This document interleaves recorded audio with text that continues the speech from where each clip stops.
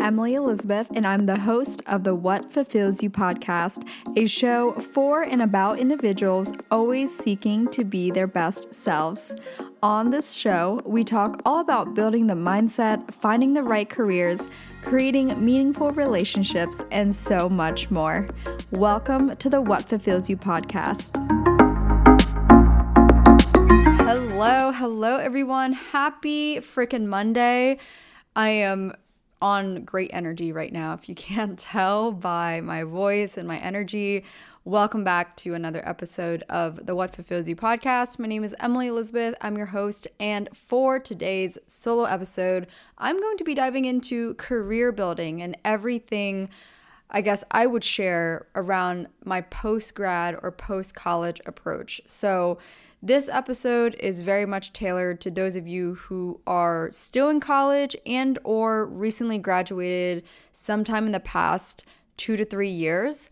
And for me personally, this is something I heavily focused on since the age of 21 or 22. And very much navigated on my own. And in fact, I actually released an ebook a few years ago. Holy crap, wow. Okay, so this April, it will be 4 years ago since releasing that ebook. It's called The Everyday Girl's Guide to Career Success. You can find it on the website at whatfulfillsyou.com. Just go to all products and you will find the ebook there.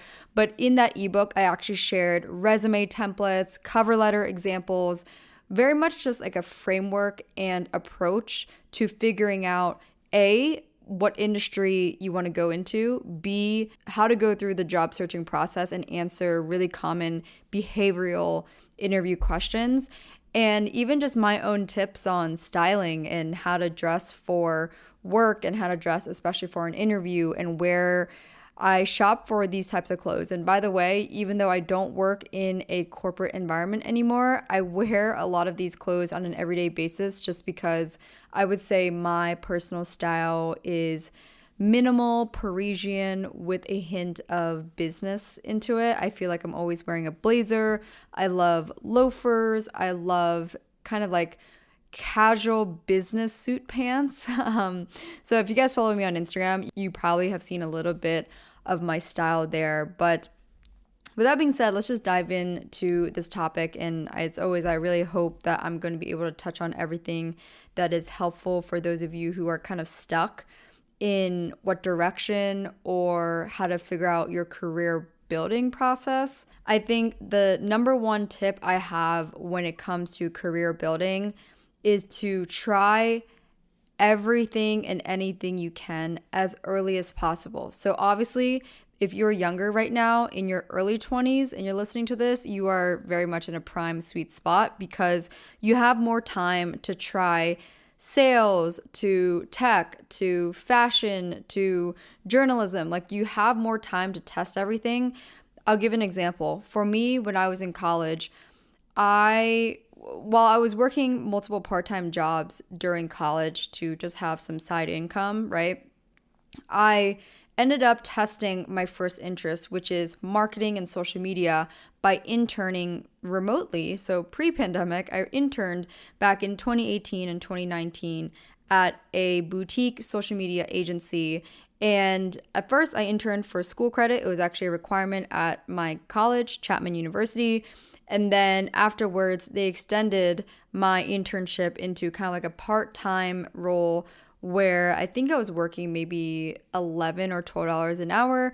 And this was fully remote. And I pretty much just had tasks to do every week and things that I was helping on certain projects.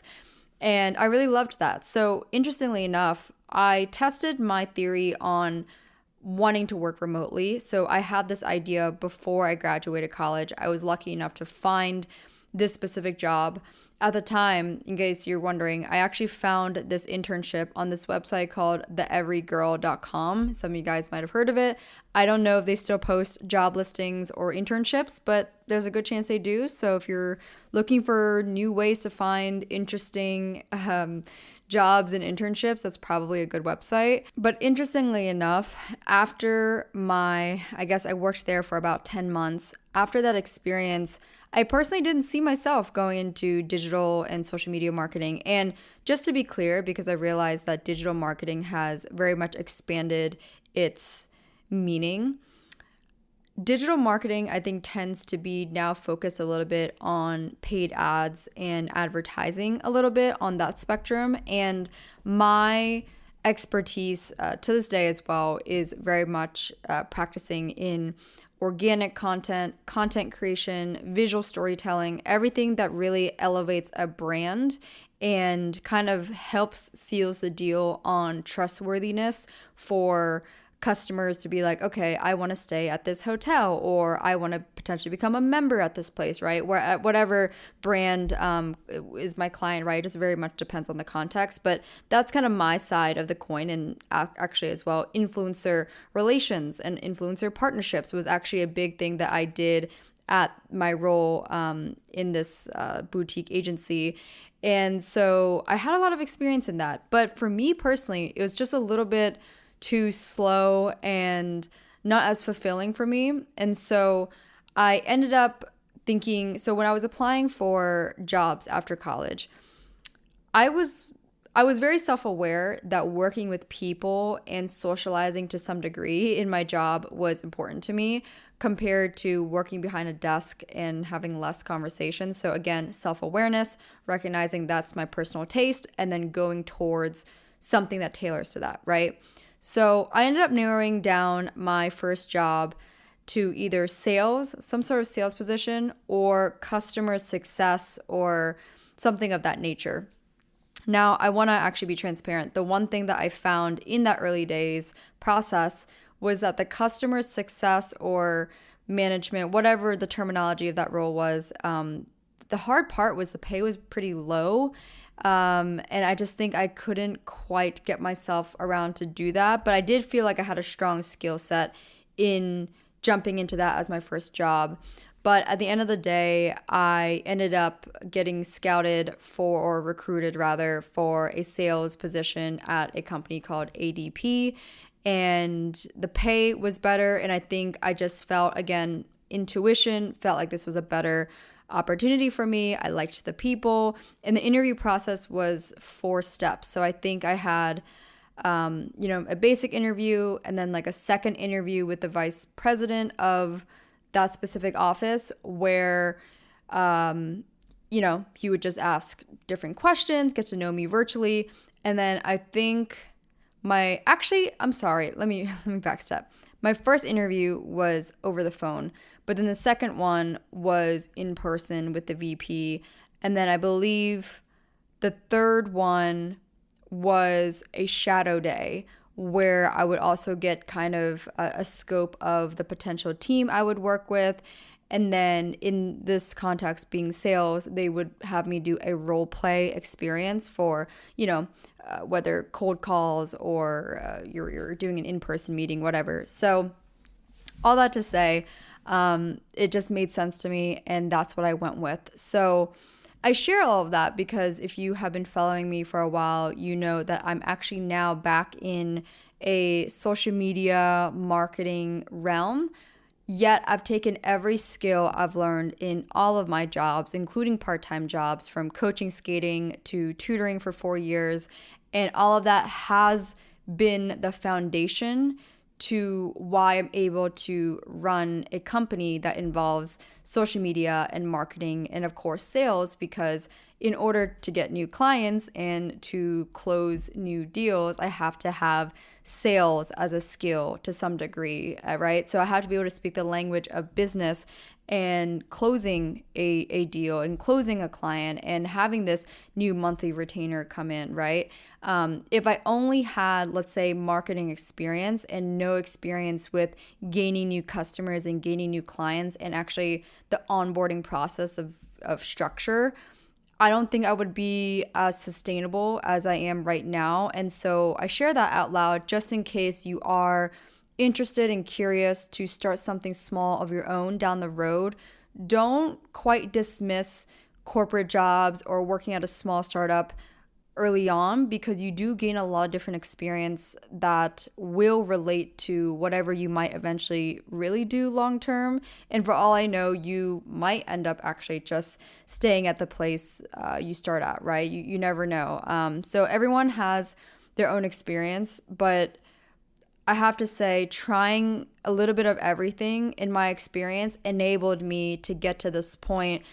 So when I was 24, that's when I left my corporate job, and I worked there for about a year and a half before leaving for good, and then going off and doing my social media agency full time, which wasn't, I wouldn't say was extremely difficult to get off the ground, because since it is a very high ticket monthly price, it does, I didn't need like a lot, like I didn't need 10 clients, right, in order to quit my job. But again, it took strategy and understanding of, okay, if this is what I'm going to charge a client, how many do I need to quit my job? How many do I need actively, right? So let's say I lose a client at some month, right? How many do I always need to ensure that I'm in a safe position? Because there is nothing scarier, right, than not having the ability to pay bills or to really like feed yourself because you're self-employed and you're kind of running out of dough.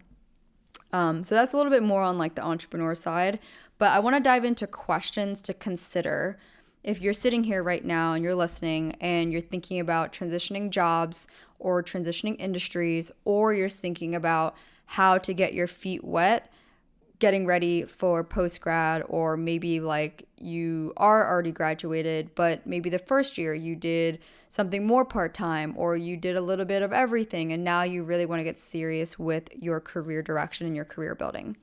So, number one question that I've asked myself, and something I highly recommend asking yourself: what are things I naturally enjoy being in or doing? So I will answer this question myself so you can really get a glimpse of how I process that. So for me, I know that I like to work my own hours, right? So that's why I tried remote working back in college. I know that I am social media savvy because I've done this in my free time. And just like anything in life, when you do something enough for quite a few years, you get knowledgeable and skillful in it.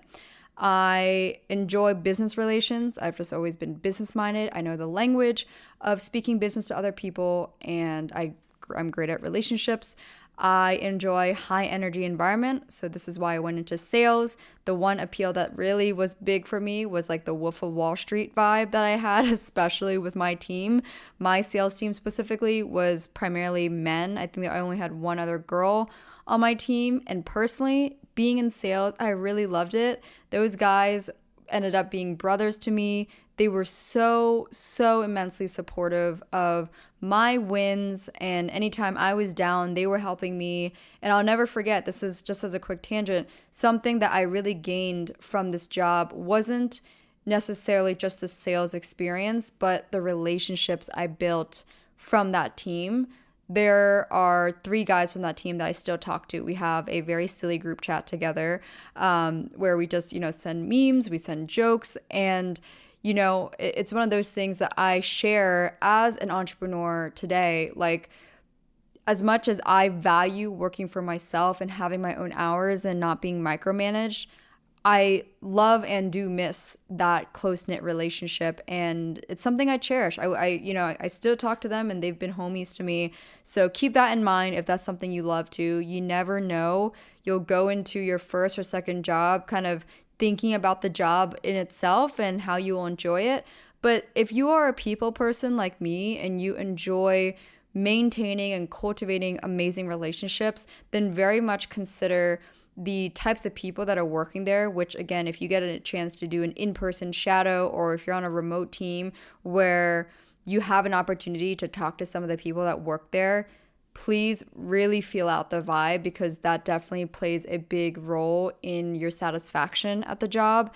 And I would say for me, the people was probably like 70% of the satisfaction at my job, and then 30% was like the role itself. So That's why I don't shit talk corporate jobs, because there is a huge benefit if you are in the right environment and right role. And then lastly, I think something else I naturally enjoy doing and being in is just in media of some sorts. So podcasts as well, right? This is why I created this podcast. Of course, there's a lot shifting this year, something I'm very much strategizing better than I did in the past. But I started this podcast back in 2020, where I was very much kind of solving the problems that I once had when I was 20 years old.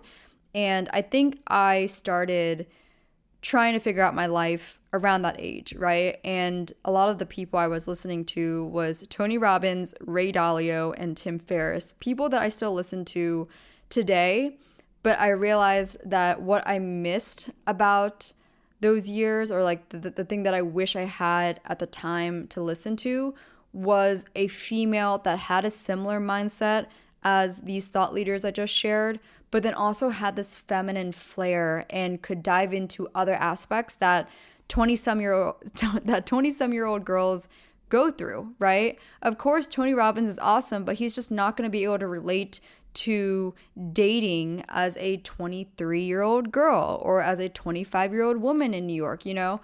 And that's something that I really wanted to bring to the table because, again, I grew up with an older brother. I didn't grow up with any sisters. And so I just created this out of desire to provide what I didn't have when I was that age. And I think to this day, right, being 26 right now, I know that from 22 to 26, a lot of the focus was around relationships, foundation of my adult life, and a big part of it is just career, finances, and figuring out what the fuck I want to do with my life. And so hearing that as a frequent topic in conversations with my friends at dinner, and mind you, some of these girls are either my age, a year or two younger, and or a year or two older, right? So this topic and problem exists more than you think. So if you're sitting here listening or whatever you're doing, just know that is a lot more common, and you should not feel down on yourself that you haven't figured it out yet.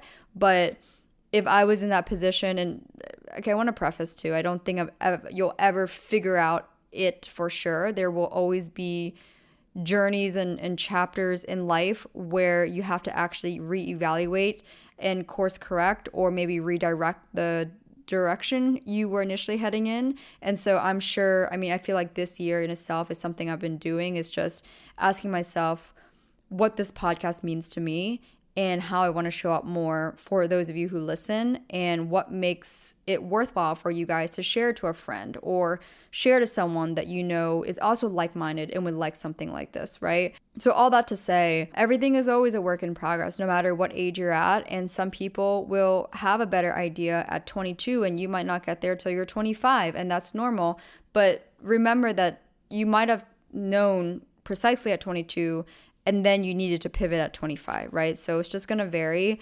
But this is one of the reasons why I wanted to bring it up on today's episode, because I see it happen all the time. And I feel like I have helpful insights because people come to me about it. Another question, and it's something that I actually discussed with the chief editor or editor-in-chief of the Entrepreneur Magazine on my podcast. I'll link his episode in the show notes in case you're curious. His name is Jason Pfeiffer. I don't know the episode number at the top of my head, but I want to say this episode came out sometime during last summer, so summer 2023.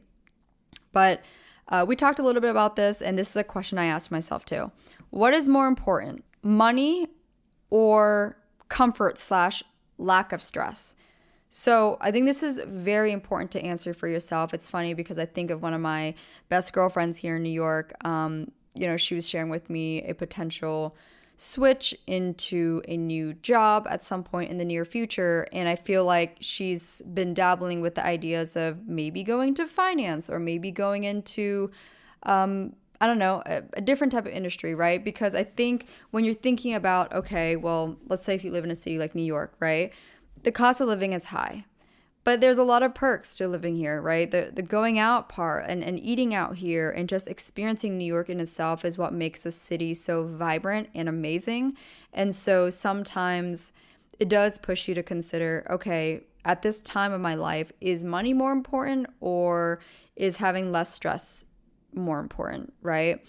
I remember years ago, I was going on dates with this guy who was such a gentleman, by the way. I have to kind of put that out there. But I remember he worked in investment banking and his hours were brutal. He worked probably from like 9 a.m. to close to 9 p.m.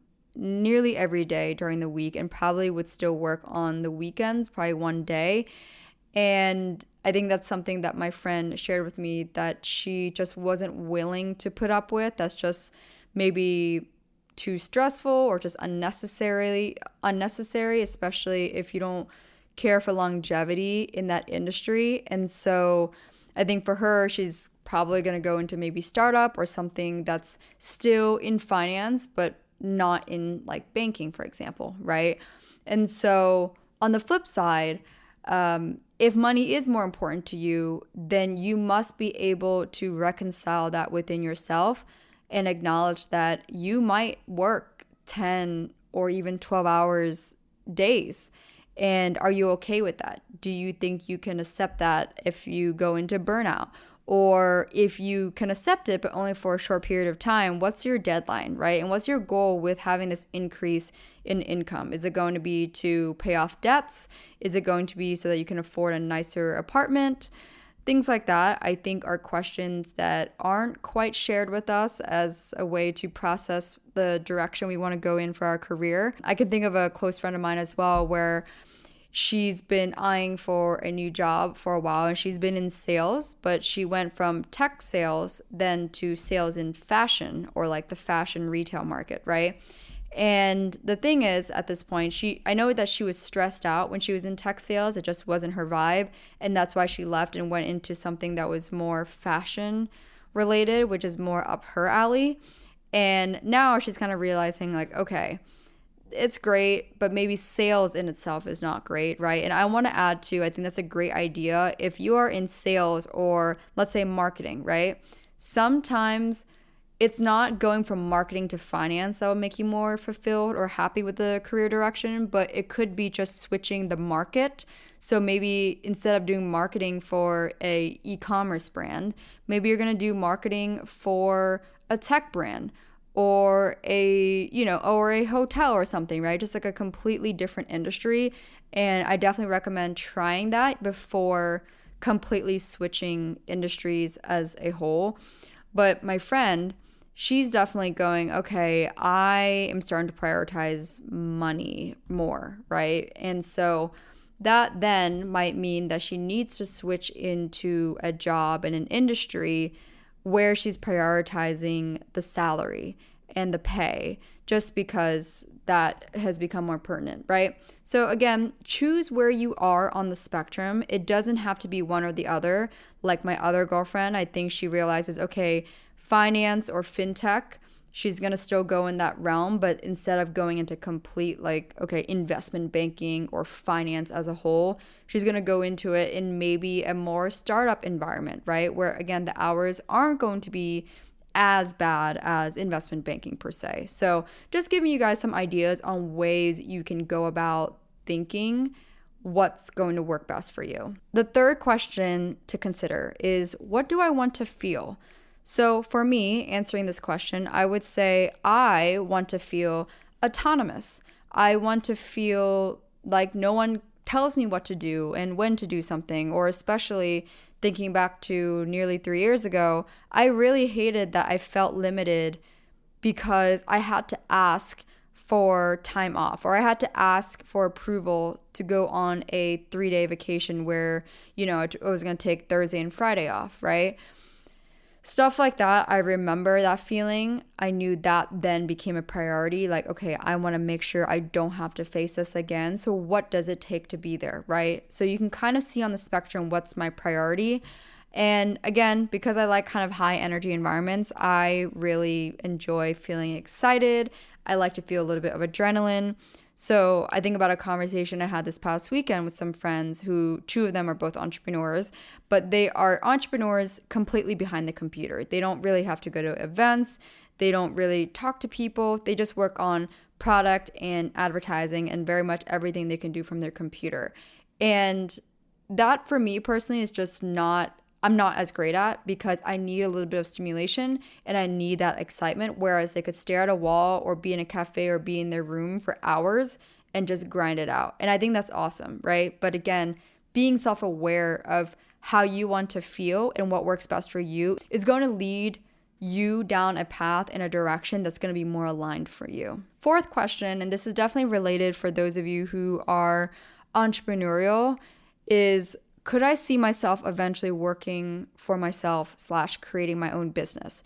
So if the answer is yes, then ask yourself, what skills will I need to learn, right? So speaking from experience, that would be sales, marketing, advertising, building relationships, right? I think sales is probably the best one. I know Barbara Corcoran from Shark Tank. She says the same thing, having worked in real estate for many, many years.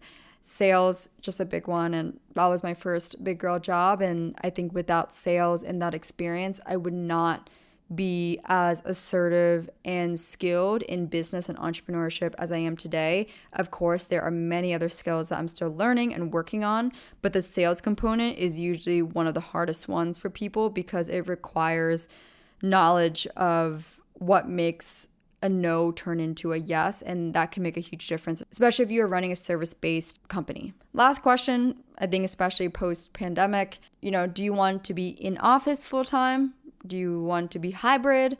Do you want to be fully remote? Do either of those matter to you, right? If they do, then obviously then you're going to have to narrow down what types of jobs are going to be available for you. I think that I would probably prefer a mix of fully remote and hybrid in the sense of there's no strict, I guess this is me speaking if I was in a corporate job, but maybe ability to have weeks at a time where you're fully remote, if that's somehow possible, that flexibility, and also other weeks where you're required to be hybrid, where you're going into the office 2 or 3 times a week, and then after that you can work from anywhere. So I think that's just, again, how you narrow down what you want, and therefore that can help you figure out the clear direction that you're going to head towards. So that was all I really have for this episode, but just to share my final thoughts as a frequent observer of peers and friends of friends who are struggling with the career path and career building journey. The biggest thing I notice is that a lot of people aren't being intentional or mindful in the process of what they want to do because they're so focused on answering the what, right? Such as maybe what job it is or what industry it is or the amount of money they're going to make in the job. But if you always focus on almost like the output of the job or the outcome, you will run into the same obstacle down the road where you're like, I'm not so much of a fan of my job, right? And so if you take the time to be a little bit slow in this process of figuring out what you want to do and being really mindful and intentional with that process, you will be able to waste less time down the road because perhaps once you're in a job or a role that you really enjoy, perhaps you end up making relationships from that job where maybe someone high up at that company, maybe they end up leaving, but you had a great relationship with them. And then down the road, they bring you with them to that different company, right? I think that's what a lot of successful people in the corporate world have done is being really good at networking and building relationships. And that's how I look at networking, is not as like a scammy way to get on and in with people, but rather having well-connected relationships that can enhance your life down the road, whether it's for your career or maybe something a little bit in a more personal realm. But I would say the people that I've observed in figuring out what they want to do, whether it was entrepreneurial or working at a company of some sort, the common denominator I saw in some sort of success with figuring it out was being intentional and mindful of the process and not just, doing quick applications on LinkedIn, which, by the way, I heard that in most cases, people don't really look at your resume if you did like the quick apply. So this also parlays over into the way you apply to a job. people can tell if you were sloppy about it or if you weren't intentional and mindful, right?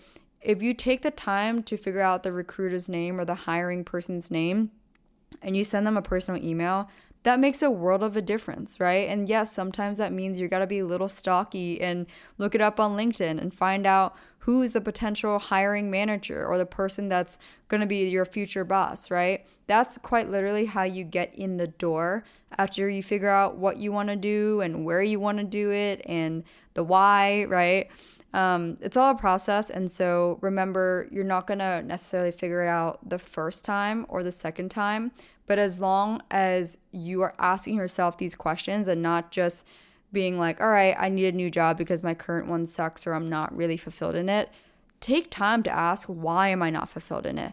And what can I do differently in the next application process to ensure that I can finally be in a long-term direction and not keep job hopping. And that is all for today's episode on all things career building and my personal insights on figuring out what you want to do.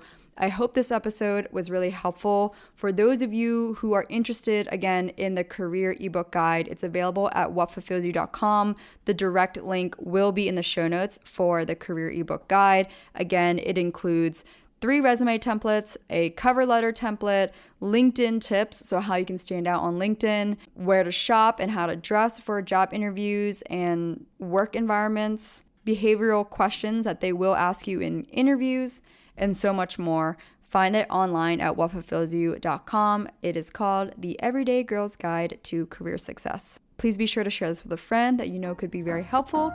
And with that being said, I will talk to you all in the next episode.